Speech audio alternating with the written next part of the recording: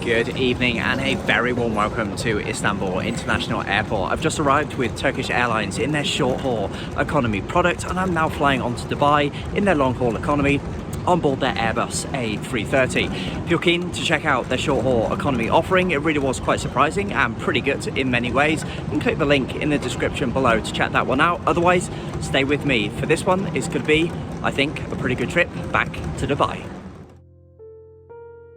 Well, it was certainly a very good impression of Istanbul International Airport. It wasn't only modern, but absolutely vast in size, and many of the vistas certainly looked very impressive indeed.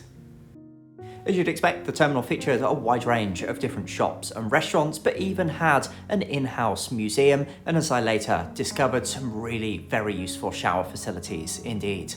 The showers cost €13 per session, and as I didn't have lounge access on this particular flight, it was money very well spent indeed.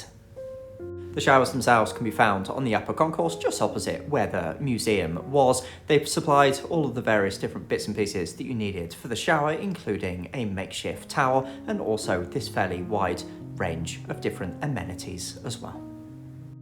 The trip itself, with thanks to the airport, was certainly off to a very good start. My flight, however, was around 3.5 hours delayed, so upon getting to the gate, we were served a light snack to take on board the aircraft. This certainly, on the face of it, looked like quite a nice touch, but it was well past dinner time at that particular time, and the sandwich really didn't taste very good at all.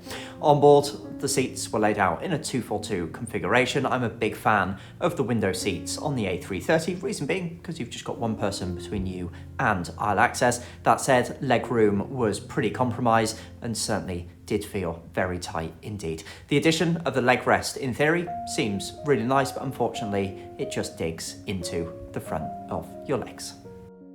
Overhead lighting was provided, but unfortunately overhead air vents were omitted from the cabin design. For me personally, not particularly a big issue, but I do know for certain passengers that's something that they look for.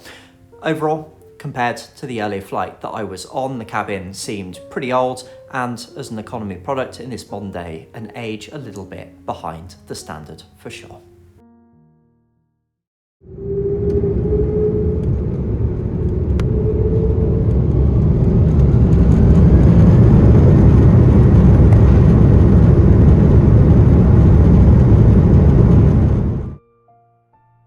Well, it was certainly nice to be on our way down to Dubai. Our routing that night would take us down over Turkey, down over Iraq, and then over into the Persian Gulf into Dubai. Total flying time around 4 to 5 hours in total. As for the entertainment screen, well, this was nicely modern, had a really nice selection, and I did particularly enjoy the Do Not Disturb feature on that flight that evening, with sleep being the absolute key priority. Just be aware that blankets aren't provided as standard, but these can be requested by the cabin crew. When the blanket did eventually arrive, the quality was really very good by economy standards indeed. So overall, a fairly mixed experience with Turkish Airlines. There's no doubt at all that their home at Istanbul International Airport is really very impressive, and I have to say the earlier flight that I took during the day was pretty decent as well.